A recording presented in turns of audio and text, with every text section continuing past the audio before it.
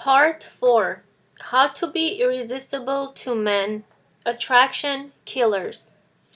Let's start out today with the quiz. Answer the first response that comes into your head. True or false? There are no good men out there. I can't find anyone I like.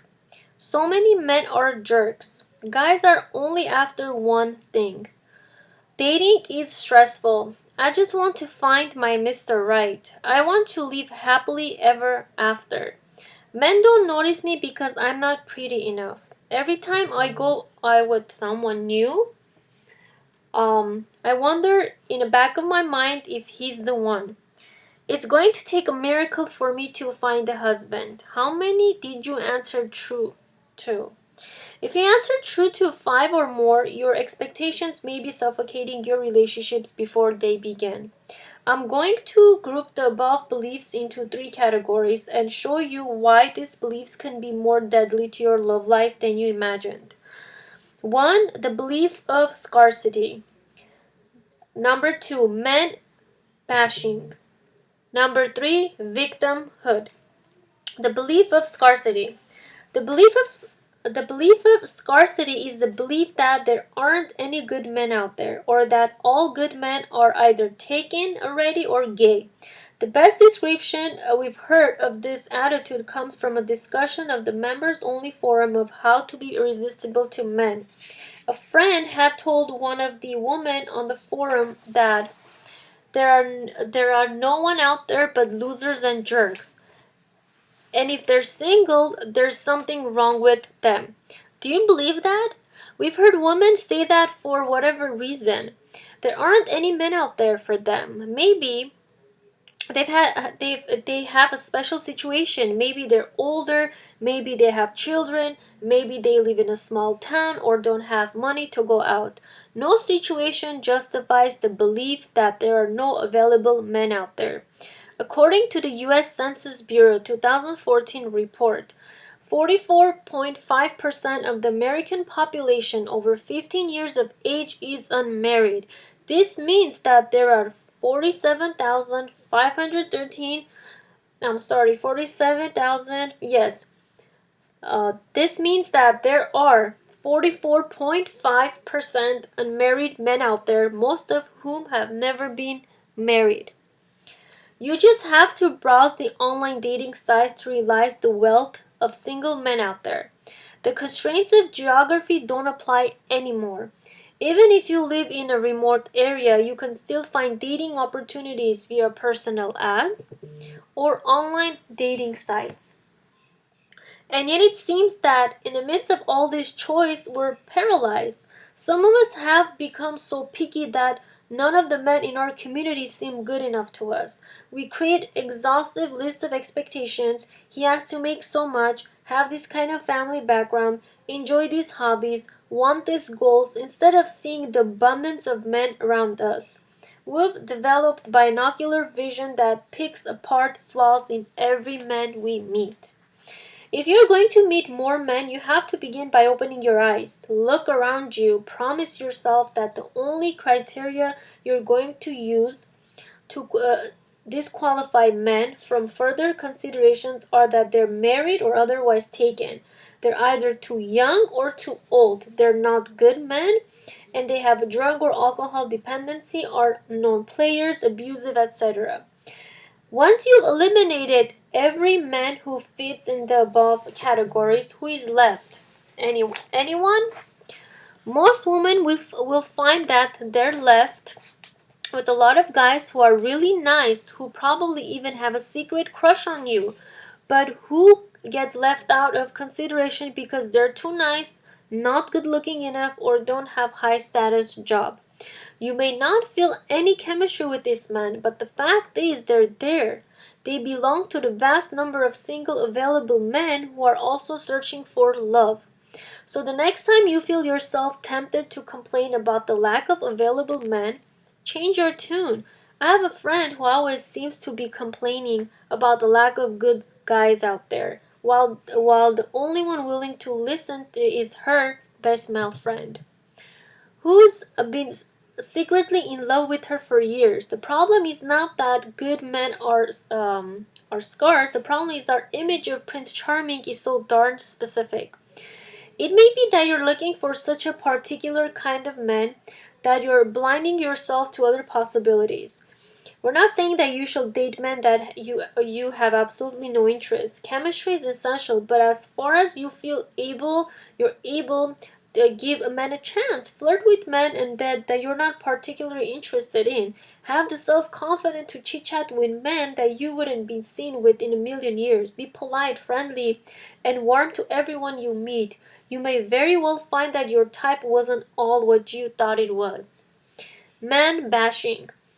Alison Armstrong from PAC's programs runs some incredible seminars on celebrating men satisfying women. The premise is that by learning to appreciate the ways in which men are different from us, we can have more satisfying relationships. Alison asks her participants to begin their voyage of discovery by vowing to stop men bashing.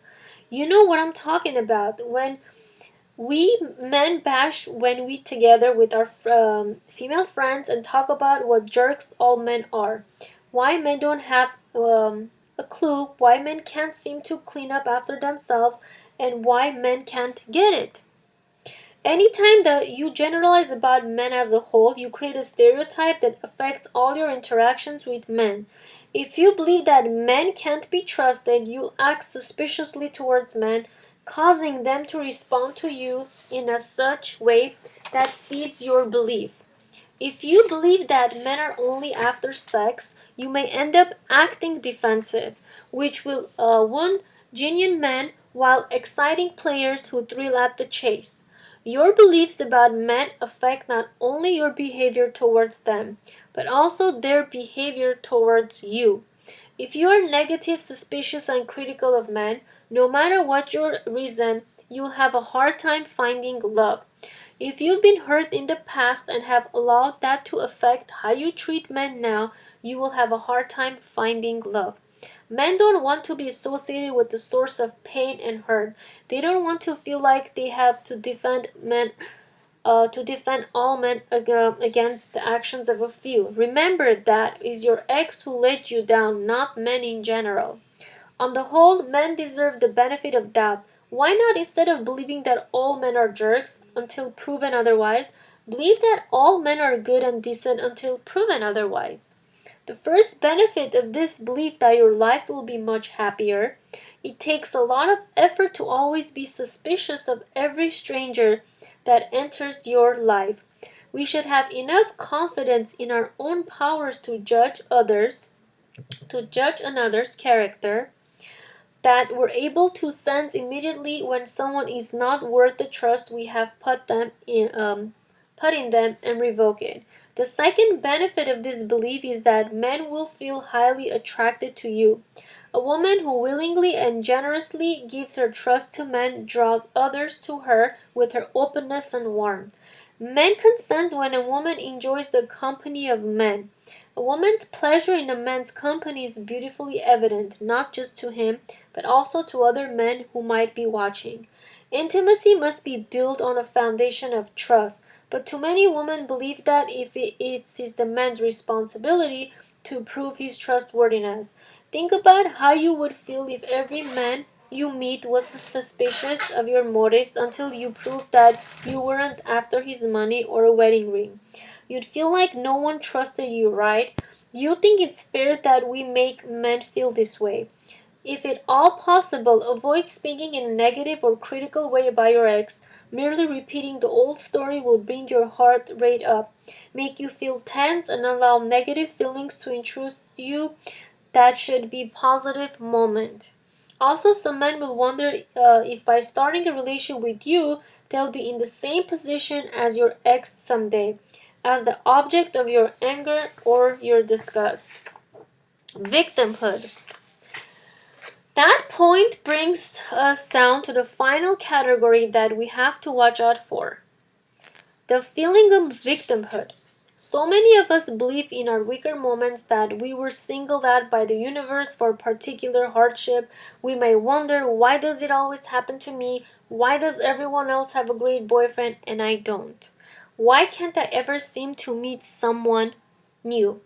These thoughts of victimhood are deadly to our dating lives. They make us feel discouraged, lead us to expect that things will always be likely that they are now, and put us into a negative mood that elicits more sympathy than positive male attention.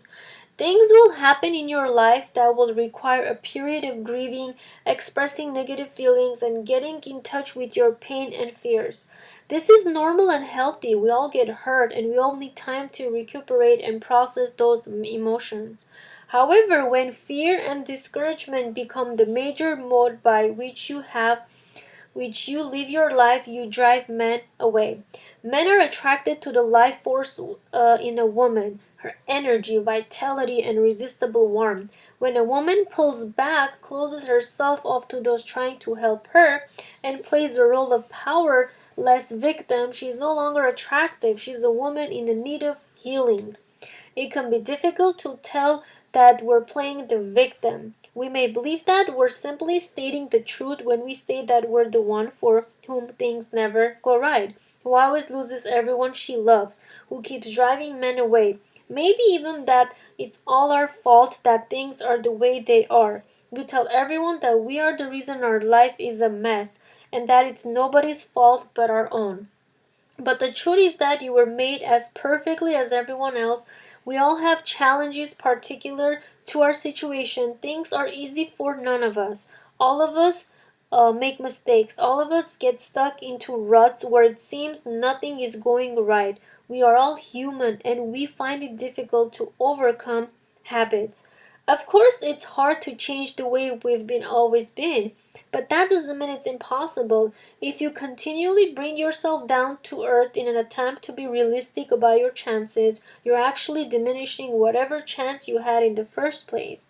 Who knows, maybe your future husband was ordering a coffee at the same coffee shop you went to this morning. But because you were so convinced that you'd never meet anyone in your own hometown, you completely missed him. Maybe you were so certain that there would be no men of your age at singles event that you didn't go, while the man of your dreams was actually there but ended up going home early, alone and lonely. Susan Jeffers makes an excellent point when she tells us there's an automatic assumption that negative thinking is realistic and positive thinking is unrealistic. Upon inspection, that is pure madness. Feel the fear and do it anyway. Page 72. There's no reason or excuse great enough to prevent you from feeling hope. All you have to do is break out of the cycle of victimhood is to start hoping. Believe in the possibility of meeting a wonderful man. Believe in the possibility of being married in 2 years.